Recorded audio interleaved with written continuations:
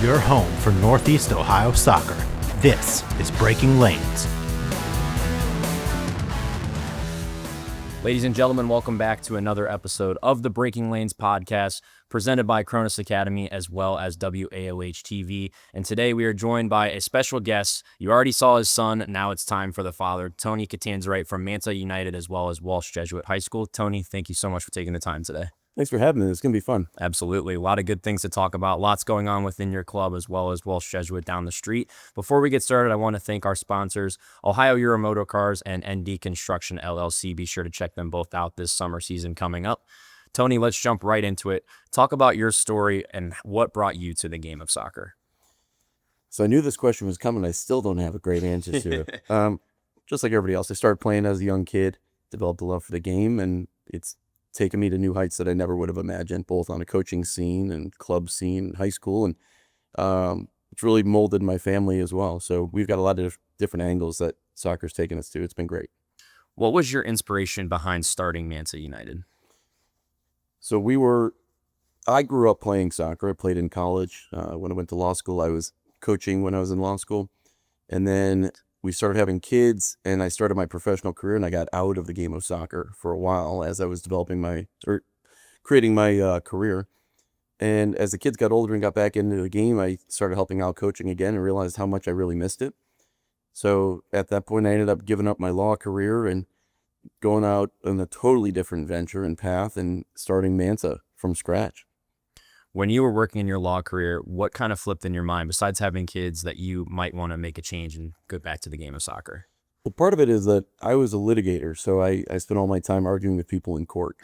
And when I was done with my day, I'd go to soccer practice and see the joy on the kids' faces that any practice or game would bring them. And it was just totally different in terms of what my daily life was going to be and how rewarding it was. So it was really totally two different paths of life in terms of what I wanted, from my day to day. And I wanted to be around my family more, and I wanted to help more people. So just really moved into that shift. Talk a little bit about your playing career. When you started playing soccer, where you played college, and how did that transpire for you? Sure. I started when I was 8 or 10 or so, just playing youth. Played club soccer with Manta United and then eventually Ohio Premier, both of which are no longer around. Went to Walsh Jesuit, played there for 4 years, and then went on to play at Charleston Southern University. Played there for 2 years, had a couple injuries, got my scholarship pulled, had a coaching change, and transferred back to Ohio University. OU had no varsity team, so I was a player coach and president of the club team for 2 years. Then after I graduated from OU, I went to Case Western for law school and was an assistant coach there for 2 years as well. Now that you're the head coach at Walsh Jesuit, talk about what your experience playing at Walsh has meant to you becoming the head coach. So for me, it's really special in that my senior year was the first year they put in that varsity field that we currently play on down below now. And our last playoff game when we lost at a shootout to end my high school career was the first game we had lights on that field as well. So now when I come back 30 years later, I see these guys all think this is their normal. This is what they know as every day, playing on that field, playing under those lights. For me, I got one chance to do it. And I remember walking off that field as a senior telling my parents, I'm going to come back here and coach one day. And they're like, oh, okay, yeah, sure. And sure enough, 25 years later, we're making it happen. Talk about your family's influence on Walsh Jesuit. Obviously, a lot of really good things done for that facility, for that field. What has you and your family meant to Walsh Jesuit soccer? So we've been going there since 1992. I went there. I had 3 brothers that went there. I've had nieces and nephews go there. I've got my 3rd kid going there now. We're Walsh lifers. It means a lot to us, both in the soccer community and the school environment. And we think it helps shape all of our lives and our community, and has been great. When you took the head coaching job at Walsh Jesuit, what were some of the conversations that you had? And was Brady coming up in the next couple of years an influence for you on taking it? So Brady's known he never had a chance to go anywhere else. So all my kids knew that they're set on Walsh. So my 6th grader Cam now knows that he's going Walsh. So Scott Zakharoff, the prior coach, and I, we knew each other when Scott played with my brother Dan at Walsh. And when Scotty was going through the law school process, we stayed in touch over the years. So we had a really good relationship through the years when he was the Walsh coach. And we had discussed off and on in terms of any potential when he was ready to step down. a potential opening of coming in, and the opportunity became real at one point, and got us in there. So that position, as I said in my last high school game ever, walking off the field saying we're going to coach here one day, has always been something that I really was interested in. I had a goal of getting back to. So in terms of Brady coming along, wasn't the biggest thing. It was a great timing opportunity in terms of when it happened, that I had been coaching Brady's club team for a couple of years, and they were 7th and 6th graders at the time, that this next wave was going to be who was going to come in. And that group just finished up as the best 4-year run in the history of Walsh Jesuit soccer. Talk about that class before we get into a little bit more about how you got to coaching. Talk about that class specifically at Walsh Jesuit, what it meant to coach your son and that group of kids to a state final. Sure. So that class and that group was really split into two. We had some of them graduate this year and a big handful with that first year. But those guys are like my own kids. I mean, I had them since they were 10 years old. And we have them in club soccer, and anybody that coaches the youth know that those are more than just showing up and their kids at soccer game, right? Those are your kids' best friends. Those parents become some of your best friends. Your weekends and nights are all spent with all these people. We're traveling across the country to put our kids in the best spot that we can. So it's more than just the coach-player relationship. And having those kids for 8 years, both the ones that just graduated in this class and the year before, has meant a lot to me personally and professionally. Walsh Jesuit soccer on the men's side has gone through a lot of ups and downs throughout the program's history. Obviously, your time as a player were some of the major ups, and then the program went flat for a little bit, and it's still kind of transpired a little bit into what it is now. Talk about when you came in, how were you able to get the program back to the success that it is now? So I think the reputation and everything's always been there. And, being only the third coach in the history of the program between John Kistner and Scott Zakharoff, we've all got the same mission and the same mindset in terms of the big thing is basing everything on culture and treating it as more than just soccer. And we are trying to represent the school the best we can, but we're trying to really focus on turning these kids into the best young men that we can, both on and off the field. And I think that is an every day, every hour process. And it is more than the hour and a half of soccer practice or a game each day. And it takes a ton of work, but everything's based on those relationships. And if we can build those relationships, which we've been very fortunate to do over the last 6 years, it takes a soccer program all by itself. So build on the relationships, work with the people, and the soccer is the easy part. What would you say some of the biggest things you took from playing for Coach Kistner into your coaching career now at Walsh were?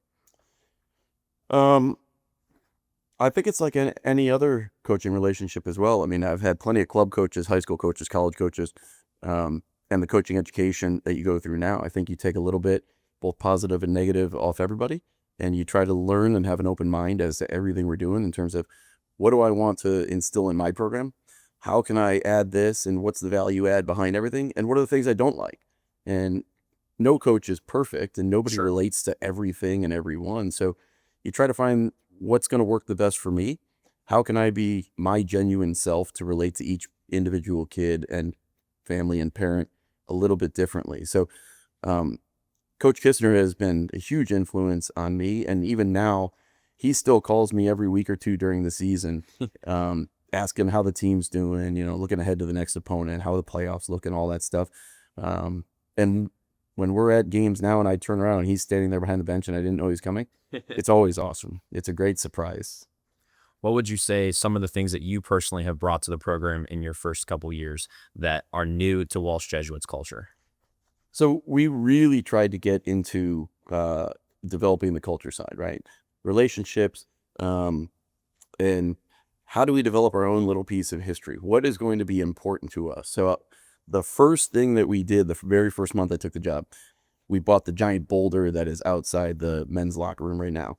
And we painted it up into WJ colors, and we made it into a tradition of pregame routine so that we found a pregame song that we like, which you get to play every game. Yeah. And the boys run out of the locker room, they touch the boulder, and they come out. So now it's a 6-year process of anytime these 7th and 8th graders come check out a game or anybody, they know that we are going to start the exact same way every time. They look forward to being part of that process, right? And it's something as simple as we're just touching a rock. but it means something to the guys that spend 3-4 years doing that before every single game. So I think a lot of those things in terms of tradition and culture and how do we develop patterns and habits that are going to carry over so that it is not me creating these things and it's done by the team. So that's just a big example in terms of the boulder. At the high school level, especially not even club, just high school in general, how important would you say cohesiveness and culture is to a winning program? I think it's the main thing, right? And it goes back to the main word of relationships. And relationships in terms of any winning program, winning club, winning company, whatever it may be, everything's based on relationships. And my job is to set the boys up where relationships can control everything, even between them. And it's not all relying upon me. So I think the culture, the history, the cohesiveness is the biggest thing you can do in terms of creating any type of winning anything, company, club, high school, whatever it may be. And it has to be to the point where the kids can run this on their own and they understand what are our expectations, what are our standards, how do we implement those on our own, so we're not waiting for Coach Tony to put all these in place every day. When you came in your first year, how were you able to establish some of those priorities and establish the narrative that the players should be able to run the program themselves? So when we came in, my first year was COVID. So everything was a total mess. Mm-hmm. I didn't know what I was doing. The school didn't know what we were doing. The world didn't know what we were doing, right? The rules were being changed every week. We were waiting week by week for Ohio to come out with new rules in terms of what we were going to be allowed to do. One of the biggest things for me was when I accepted the job at first, one of my best friends in the world, Dave Pelland, he came on as an assistant coach with me, and we've gone through this entire process together. And especially in those first couple of years, he was just a huge piece in terms of how are we going to do this thing and figuring out everything on a day-to-day basis. And it wasn't easy because, Walsh Soccer had been around for 40-some years before we got here. And the seniors and juniors that have been doing things their own way for the last 3-4 years, and the group before that, they had their own culture, their own system, their own tradition. And, change is not easy. And it was a matter of how are we going to implement our own thing while encompassing what these guys have done in the past, right? And you can't come in with the iron fist and start tearing down everything that these guys have been doing. It's, again, finding that right line in terms of what are we going to take from the past group that's worked? What do we want to put in to establish our own twist on things? And, get to a point where us and the boys are all working toward the same thing. And you get the boys and the coaches and the parents and the school all rowing in the same direction. What was your relationship like with your first group of seniors that COVID year?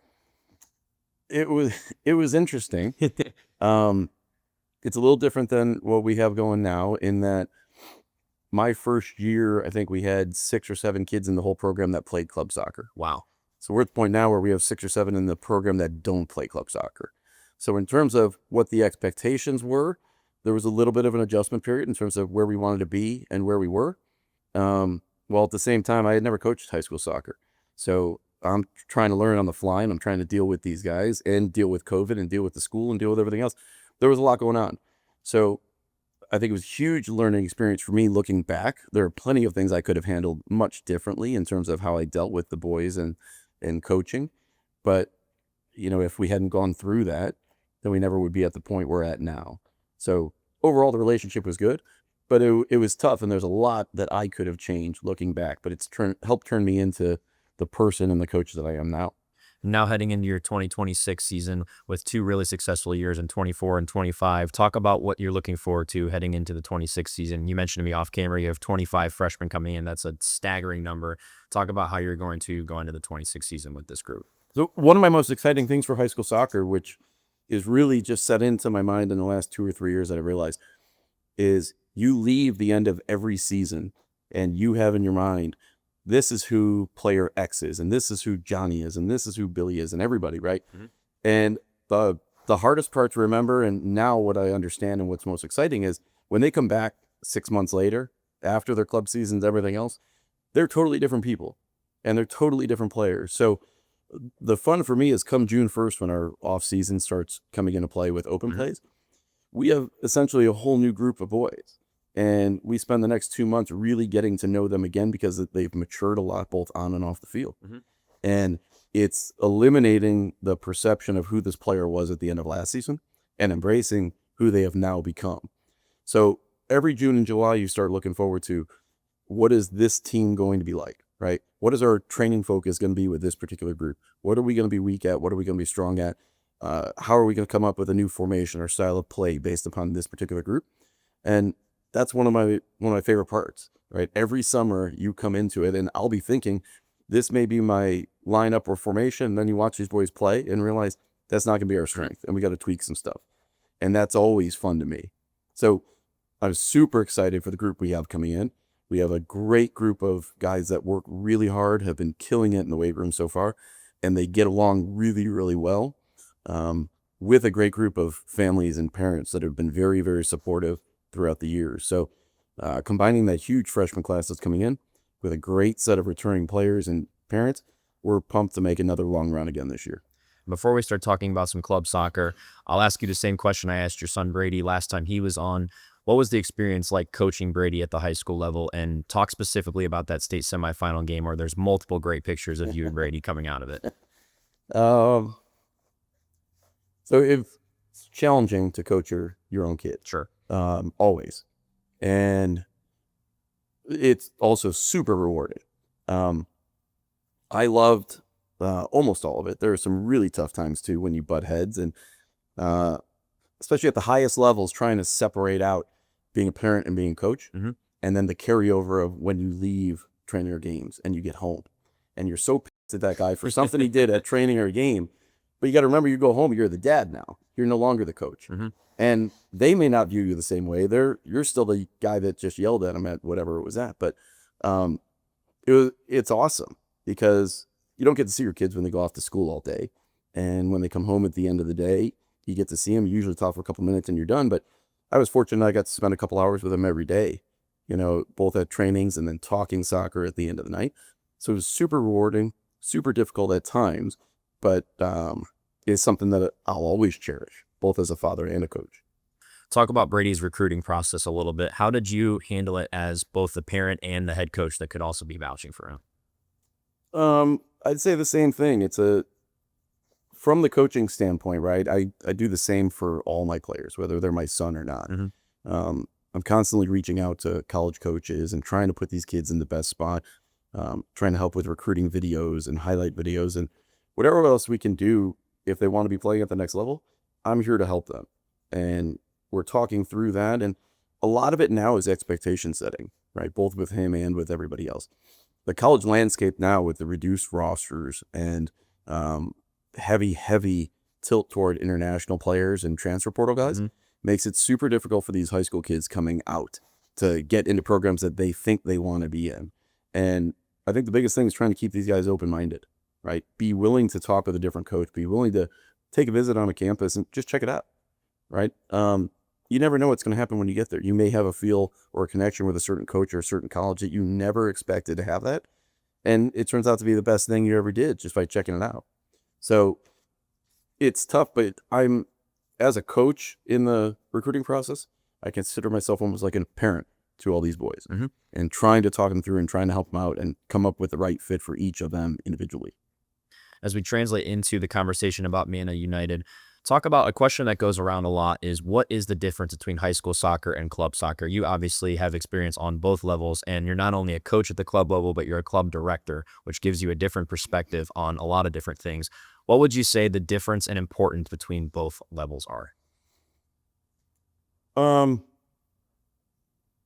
Fortunately, in Northeast Ohio, our high school soccer level is very high.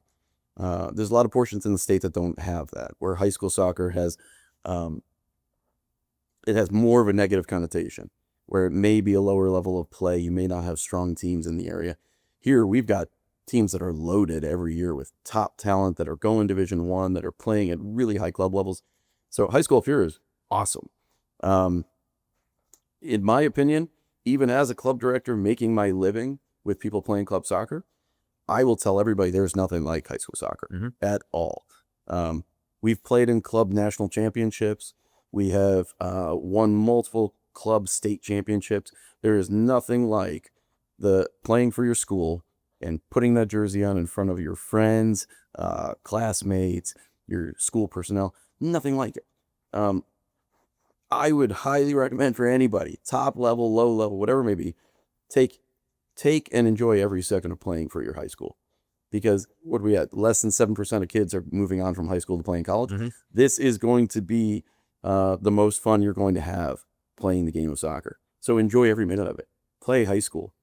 Now, on the flip side for club, thankfully our club teams are really at a competitive level at multiple age groups.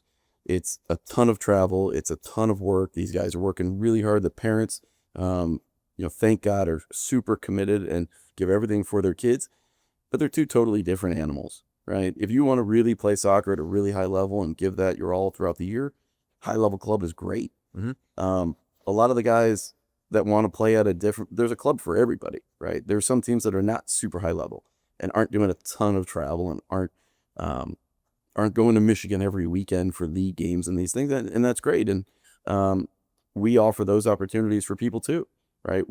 Non-competitive, not as much travel for some of these teams, but trying to compare a club in high school, there's nothing like high school at all. Talk about Manta United as a club. First question for you is, Manta United's colors itself stand out from a lot of other clubs. Was that part of when you started Manta, was making the colors stand out something that actually kicked in your head as a reason to push Manta to the front? Oh, for sure. We wanted our catch. We wanted something that was going to make us stand out. So what I would get pissed at, right? I've coached at a lot of clubs and my kids have played all over the place. We'd show up at some big tournament with 50 fields and you can't find your team. And you're trying to figure out where in the hell is everybody at? They got to be here somewhere, and you're scanning, you can't find anything. I told them even before we even thought of Manta, I want to pull up to a field and take a look across and see our colors and know exactly where we're at. So I went with the pink and with the black backdrop to the pink, and now we pull up anywhere and automatically you look for the pink. And everybody knows it, whether we're at trainings or games or whatever. You pull in that complex with 50 fields going on. Pink's over there. All right, there's our team. There you go. When you were coming up with the name for Manta United, what does Manta mean and how did it become the club name? It's literally the worst story ever. But I was sitting on my couch one day. I was not super thrilled with the training session I just had with the club I was at the time. And I was just frustrated thinking, what if I just started my own club? And literally the first thing that popped into my head was Manta. And I don't know why. I don't know where it came from. And we spent the next month trying to think of other names and brainstorm things. And this name kept popping into my head. And then we started searching the internet and creating logos. And we came up with an MU logo that's on my hat now that we really liked and just kept coming back to Manta United. And the name was available, so we rode with it. How have you been able to develop Manta from the start to where you are now to make it a prominent club in Northeast Ohio? I think the biggest thing is the same thing we talked about with high school, right? You try to figure out how can we base something off relationships and make it more than just the soccer.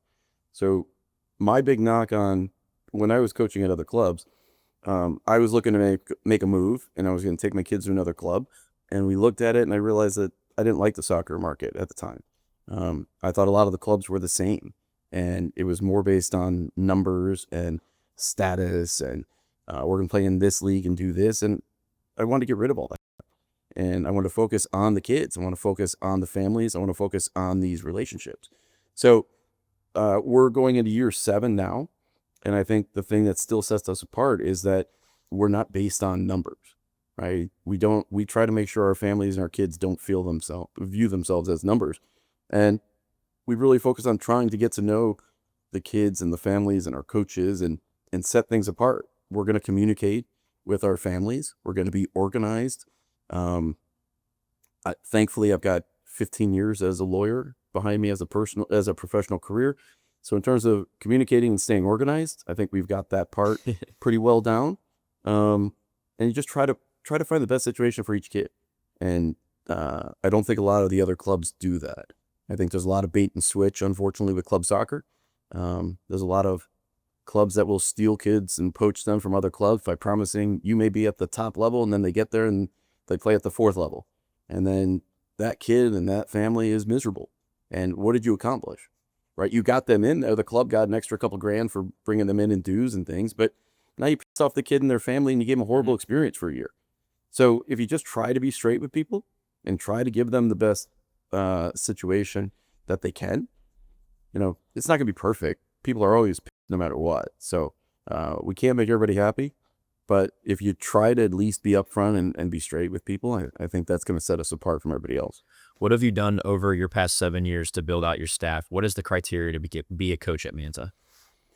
First and foremost, you gotta be willing and you gotta be engaged. So I don't care if you have an A license, D license, no license, right?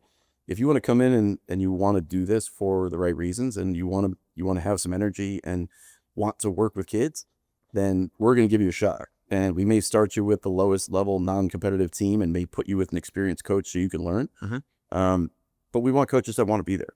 We want coaches that are engaged and just want to fill in sessions and want to help kids and want to be there for the right reasons. And we've got different paths in terms of we always pay a portion of coaching education for any of our coaches that want to keep learning. We help them as they're going through certain licenses. They got to film different sessions. We'll bring teams out there. We'll help you. We'll put you with an experienced coach and take you through the process that we've gone through, right? So we're not one of the clubs that come in and say, you need an A license to come in here and we're going to throw this status out there that now you can coach in the club. Just give me somebody that wants to be around kids, right? Wants to help, wants to learn, wants to be engaged, and we're all going to grow together and it'll be fun.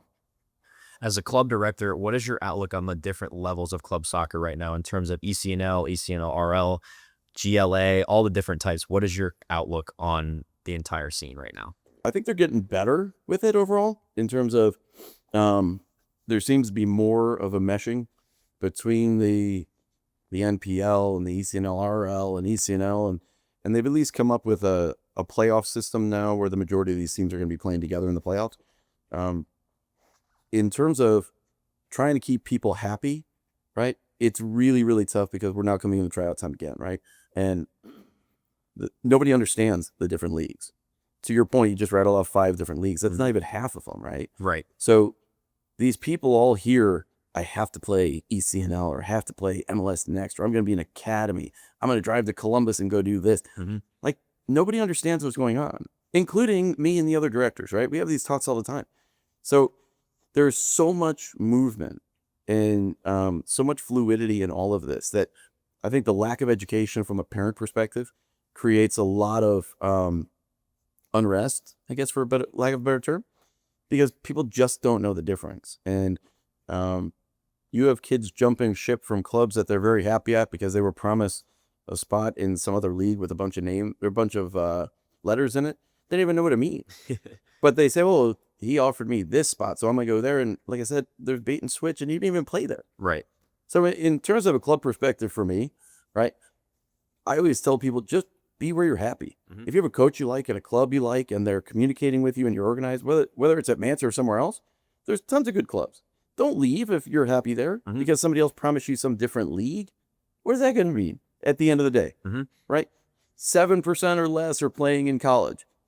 Chances are you're not going to become a professional player. Let's be realistic. Absolutely. So find somewhere you're happy, right? If it's Manta or somewhere else, find somewhere you're happy, be with your friends, and stick it out.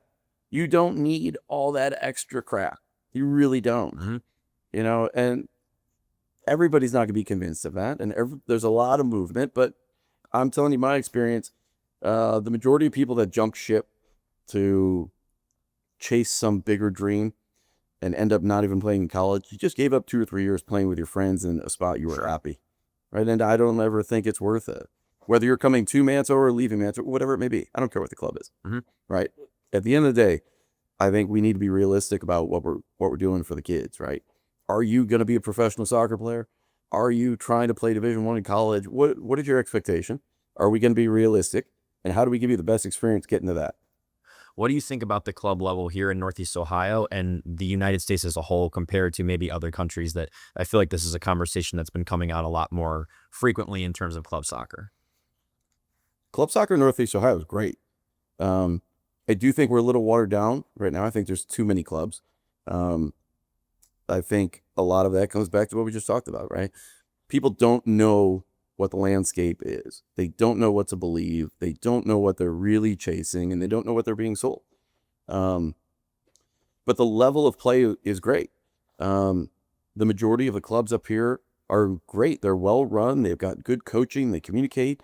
I get along with those other clubs. There are very few clubs in this area that you just don't get along with, right? And a lot of us do a really good job of trying to work together and, try to limit travel, try to help the kids out, try to find what's the best tournament that we can go to so we're not all flying around the country and chasing some pipe dream, right? In terms of comparing it to Europe, I really don't know. I can't base that on my own personal experience. I can tell you that when we have unhappy people within the club, 9 times out of 10, they're trying to compare us to some European academy where they live there and train 7 days a week. And you just say, that's not us. No. You're not living here. You're not training 7 days a week, and we're not going to be compared to that. So if that's your dream, then another club is probably your right path, right? It's not going to be us. But club soccer in Northeast Ohio is great. Talk about how you schedule for your teams at different levels. What goes into the process of scheduling for all your different teams? So that, again, goes back to whatever level we're talking about, right? Are you ECNL Regional League? Are you playing in the CASA League? Are you in the GLA League? Each one has a little bit different commitment level, a little bit different travel level. Some of those leagues are more helpful than others in terms of dictating the schedule, and some of them is more on the coaches. So it really depends on what level you're playing at. Thankfully, within our club, we've got different directors based upon whether you're boys or girls, ECNL or non-ECNL, and each of the directors will help coaches as they go in terms of scheduling. Talk about your facility out in North Royalton. How were you able to develop that once you started the club, and how big of a benefit is it to have your own space rather than renting? Right, so we've got a 30,000 square foot space indoor in North Royalton. It's about the size of a 9v9 indoor turf field. It's been invaluable for our club, right? There's no way the club is where it is without that space. And thankfully, it just so happens that that space came available right at the same time we were looking to start a club. I believe it was 3 days before COVID. We had finalized on the building. I had quit my job as an attorney. I took the Walsh job and started a club. And then 3 days later, the world got shut down for COVID. So we were freaking out in terms of like what we were going to do for a living and how this was all going to work out. But it turned out to be the best thing that could have happened. And the majority of our club teams train there throughout the week. Some of the younger teams will have games there on the weekends. And then we rent it out to flag football and baseball and all different kinds of other things as well. What would you say the biggest point of marketability for Manta would be? If there's a new parent out there looking to put their kid into a club, why should it be Manta? Number one, we got cool colors. So we got the colors that set us apart from everybody else. Number two is, like I said, we're organized, we communicate. One of the biggest knocks you hear on many of the clubs in the area is parents saying, I emailed so-and-so and they never got back to me, right? My wife and I are very accessible, and we try to be really responsive. And I think that's the main thing that sets us apart right from the beginning. You reach out to us, you're going to get a response right away. Whether it's good, bad, what you want to hear, we're going to give you something. And we're going to be straight with you, right? We're not going to sell everybody on you could be on the top team, come on in, and then we bait and switch and drop you somewhere else. We're going to be honest. We have opens on this group. We don't have openings. You can come check us out for a training session. We want you to be a part of the culture, right? And our culture sets us apart in that when you come to Manta Fieldhouse, the radio is usually blasting. It's a loud, fun atmosphere. There's bright pink everywhere. It's fun. It's vibrant. It's not work. We don't want the kids to come in after a long day of school and be bored and feel like they're going through the process. Come have fun. This is the best time of their day. They get an hour and a half to run around and kick a soccer ball. We want to enjoy that and give them the best experience for that hour and a half. How would you say you've taken the level of competitiveness to a new level for Manta from when you started until now? I think each year increases that a little bit. When we first started Manta, we were happy just having a couple teams, and you were going team by team who was going to be super competitive and who wasn't, and you're trying to give the best fit to anybody that's coming in. We're at a point now where we're not trying to grow numbers anymore. The size is right where we want it, and we just want to grow the level of competition each year. 2 years ago, the boys got into ECNL RL. Last year, the girls did. I think we're one of the few clubs around that have both boys and girls playing in the ECNL RL and have our own indoor facility and have our own outdoor facilities. So I think we set apart from the other teams, and I think we're primed in a position to continue to get more competitive each year. And our teams are making the jump in levels of league play. We try to go to some of the most competitive tournaments out there. We go to Mayor's Cup in Las Vegas. We go to Weston Cup in Naples. We go to Jefferson Cup in Virginia, Dallas Cup. We hit all the major tournaments and try to get the best exposure we can for all our kids. And each year we've been able to get a little bit stronger and stronger across the club, both boys and girls. What's the feedback on your club that you get when you go out to some of these major tournaments? Number one is always the pink. It's the first thing they see. And, a lot of the shirts that our coaches and our parents wear say the pink team from Ohio. So we try to make sure we stand out in that regard. But it's a lot of positive feedback in terms of, I can't believe you guys are this far in only 6 years. Because the majority of teams, when we go out to Dallas Cup and Jefferson Cup and these things, they're huge, enormous clubs that have been around for 20, 30 years. There are not many teams that are going out and succeeding at these tournaments in just that amount of time. Mm-hmm. What would you say for Manta is your favorite part of the job, whether it's as a coach or a director? What has been the best part of your experience so far? I like to watch the growth, right? I mean, even in a training session, I like to watch the progression from the beginning of training session to the end, whether I'm running it or not. I like to see the kids.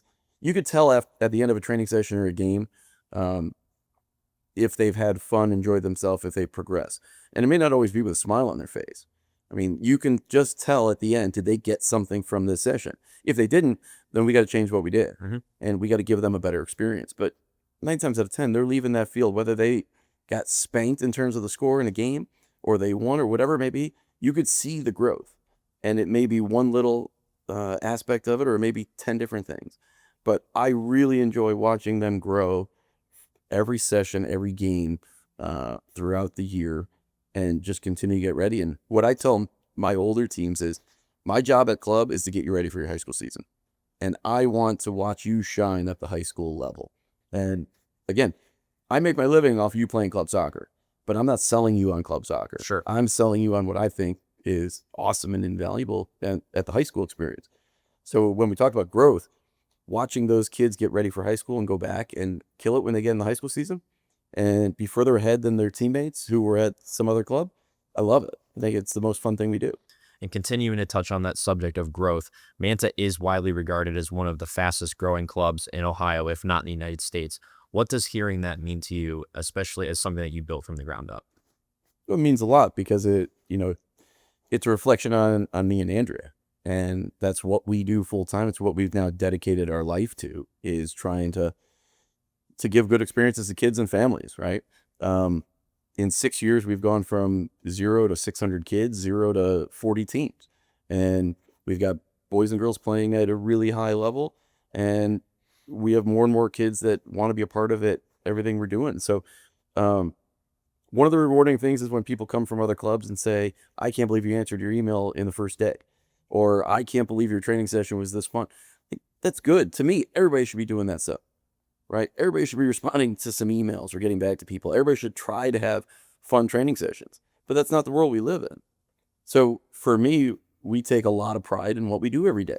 And we want to give you the good experience. And this is our reputation. And our reputation is based upon what kind of experience I can give to you. So as long as we're doing our job, we're making you happy and trying to give a great exposure and experience to everything.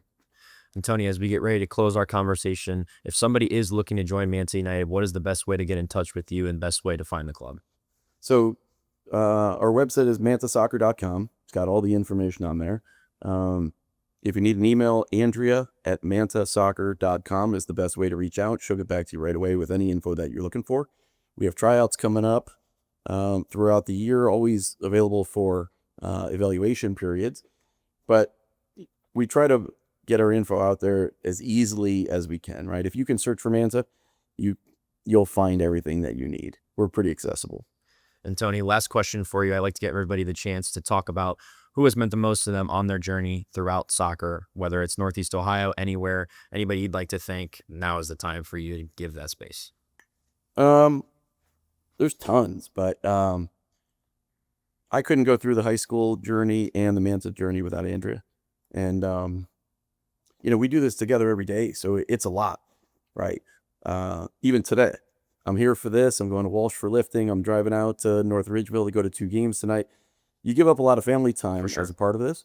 And if you don't have a wife that is supportive and engaged in this journey, it doesn't happen.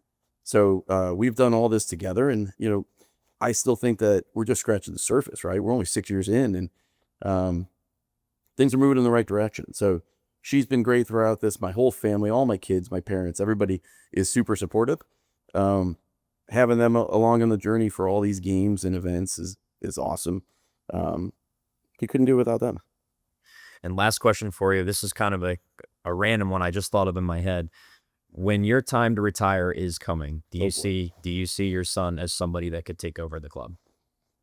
I don't know if that's where his head's going to be eventually. We talk about it all the time that I think he's going to be an excellent coach. Absolutely. He comes and helps out the 2 teams that I coach now a lot, and they're always asking, is Brady coming to the next game? Is he coming? So I think if that's what he wants to do, that'd be great. I think he's going to be very, very good at that. I think he gets it. But I'm not going to force him or any of my other kids to jump into that role, right, or be a part of it if they don't want to. Right now, we've got my daughter Zoe helps out coach with our junior academy. My daughter Kendra has helped coach some of those teams. My son Cam's still a little bit young to do that, but I can see that he's already got that soccer mind as well. I hope one day they all want to be a part of it, but if they don't, it is what it is. Tony, thank you so much for taking the time today. Sure. Appreciate it. Thank you. Absolutely. This has been another episode of the Breaking Lanes podcast presented by Kronis Academy and produced by Robby Vallarelli in the Visual Kingdom, as well as Dan Groen, our associate producer. And thanks again to our sponsors, ND Construction LLC and Ohio Euro Motor Cars. We will see you next time on Breaking Lanes.